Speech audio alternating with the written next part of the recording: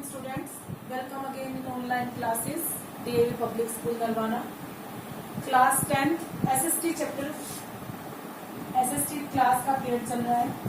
Chapter number 6 हम discuss कर रहे हैं manufacturing industries. This is the part second of this chapter because in my last video we discussed about the first part and we discussed the keywords of the important terms of this chapter. Today we firstly we discuss what we read, what we discuss in this chapter first to last.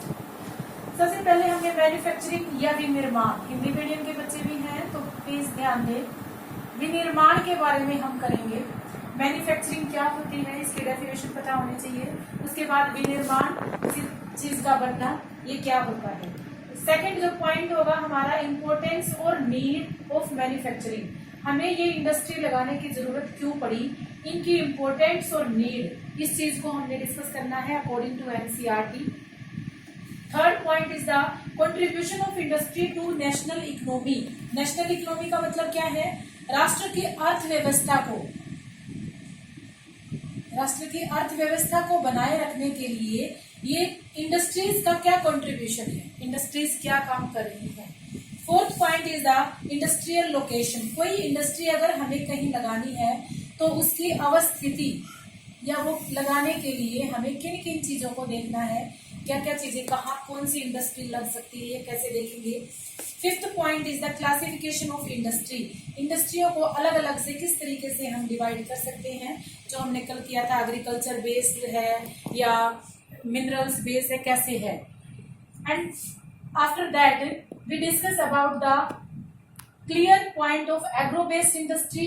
3 main industries are in our syllabus. First is the cotton textile, second is the jute textile, third is the sugar textile. इन तीनों textile के बारे में हमने briefly करना है। And next topic is the minerals based industries. Minerals जो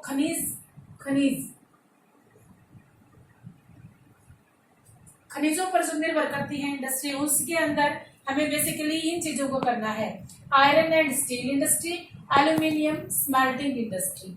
इसके साथ ही इनके साथ ही आ जाएंगी केमिकल इंडस्ट्री, रासायनिक उत्पाद जो हम बनाते हैं, फर्टिलाइजर इंडस्ट्री जो हम खाद बनाते हैं खेतों में डालने के लिए। Next is the cement industry. ये एग्रो तो नहीं बोलेंगे, ये मिनरल्स के साथ साथ जो लैंड के ऊपर हैं सीमेंट बनाने के कारखाने, वो कैसे बनते हैं। और फिर है ऑटोमोबाइल इंडस्ट्री। ऑटोमोबाइल छोटी छोटी चीजें, मोबाइल फोन है या कोई भी इलेक्ट्रॉनिक का सामान है, ये चीजें कैसे बनती हैं। And next is the information technology and the electronic industries. ये चीजें हमें इस चैप्टर में डिस्कस करनी है। After that we discuss about the pollutions.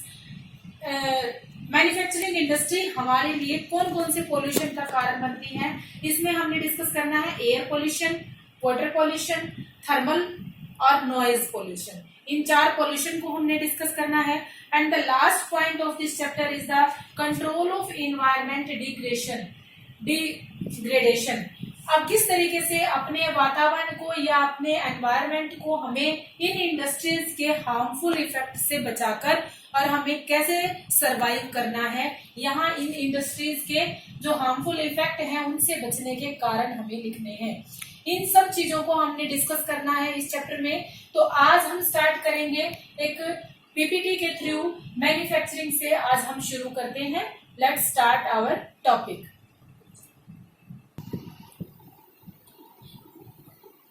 Manufacturing industries, ये इंडस्ट्रीज दिखाई गई हैं।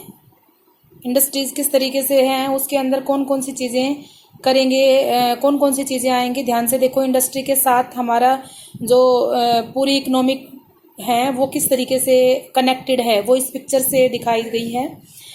Next is the production of goods in the large quantity after processing from raw material to more valuable product is known as the manufacturing. Manufacturing का मतलब है कि किसी चीज़ की प्रोडक्शन करना लार्ज क्वांटिटी में और उस प्रोसेसिंग के बाद रॉ मटेरियल को एक वैल्यूएबल प्रोडक्ट के रूप में बना देना क्या हो जाएगा, मैन्युफैक्चरिंग या निर्माण कहलाता है. एग्जाम्पल दिया है sugar from the sugar cane, गन्ने से चीनी बनना, cloth from cotton, cotton ball से, कपास से कपड़ा बनना, पेन फ्रॉम वुड और लकड़ी से पेन बनना. ये तीनों ही जो है वो मैन्युफैक्चरिंग के एग्जाम्पल दिए हैं. नेक्स्ट हमारा पॉइंट था why need of the manufacturing. Manufacturing की ज़रूरत हमें क्यों है. Economic strength of the country is measured from the development and manufacturing industries. It is the backbone of our economy. सबसे इम्पोर्टेंट है कि राष्ट्र की जो अर्थव्यवस्था है उसकी रीढ़ की हड्डी जो है वो मैन्युफैक्चरिंग इंडस्ट्री है. इसके बिना कोई भी देश तरक्की नहीं कर सकता. Many reduce to dependence of people on agriculture. They reduce, ये रिड्यूस करती है कि जो लोग एग्रीकल्चर से अपनी आय कमा रहे थे उन लोगों के अलग अलग बेहतर रास्ते खुल जाते हैं मैन्युफैक्चरिंग के काम से. प्रोवाइडिंग जॉब, बहुत सारे लोगों को नौकरियां देते हैं. एक्सपोर्ट फॉर मैन्युफैक्चर्ड गुड्स, एक जगह से दूसरी जगह दूसरे देशों के साथ हमारे संबंध बनाने में या दूसरे देशों के साथ सामान एक्सपोर्ट करने में हमारी हेल्प करते हैं. ब्रिंगिंग फॉरेन एक्सचेंजेस, और दूसरे देशों से आने वाले सामान हमारे तक भी कोई सामान आए, ऐसी भी इस चीज एक्सचेंजेस इसके थ्रू होते हैं. एरेडिकेट्स पॉवर्टी एंड अनएम्प्लॉयमेंट, गरीबी और बेरोजगारी से हमें राहत दिलाती है क्योंकि मैंने बड़ी बड़ी इंडस्ट्री होंगी, बड़े बड़े इंडस्ट्रीज में लाखों की संख्या में मजदूर काम करेंगे जिससे कि अनएम्प्लॉयमेंट की जो प्रॉब्लम है उससे हमें छुटकारा मिलता है. Next is the countries that transfer their raw material into a wide variety of finishing goods to higher value are prosperous. अगर कोई कंट्री जो है वो ट्रांसफर करती है raw material into the wide variety of finishing good, अलग अलग तरीके का अच्छा सामान बनाने के लिए, तो हायर वैल्यू में जिसके पास कच्चा माल है उसके सामान की वैल्यू बढ़ जाती है और उस तरीके से वहां की जो इकोनॉमिक कंडीशन है वो बेहतर बन जाती है. Next point is the location of the industry. This is the third point of our NCERT book. कोई भी इंडस्ट्री लगाने के लिए हमें 2 टाइप्स की लोकेशन जरूरत है. सबसे पहले हम देखेंगे जियोग्राफिकल फैक्टर्स. जियोग्राफिकल फैक्टर में अवेबिलिटी ऑफ रॉ मटेरियल, कि हम कोई इंडस्ट्री लगाना चाह रहे हैं तो हमें कौन से सामान की जरूरत पड़ेगी जिसके थ्रू हम वहां एक इंडस्ट्री स्टेबल कर पाएं. अवेबिलिटी ऑफ वाटर और गुड क्लाइमेट, वहां अगर कोई इंडस्ट्री चलाने के लिए अगर हमें वाटर की जरूरत है, water not in the form of any industry raw material but the hydra power बनाने में या अदर किसी भी काम के लिए पानी की जरूरत होती है तो अवेबिलिटी हमें वाटर की होने चाहिए. And third is the climate. Climate के लिए बेस्ट एग्जाम्पल है कि जो कॉटन टेक्सटाइल हैं वो महाराष्ट्र में सबसे ज़्यादा, क्योंकि महाराष्ट्र समुद्र के किनारे होने के कारण वहाँ बहुत ज़्यादा मात्रा में जो लगता है बहुत ज़्यादा मात्रा में मॉइस्चराइजर है, जिसके कारण नमी होने के कारण जो कॉटन टेक्सटाइल में धागा बार बार नहीं टूटता, उस नमी से वो धागा लंबे लंबे धागों में खिंचता चला जाता है.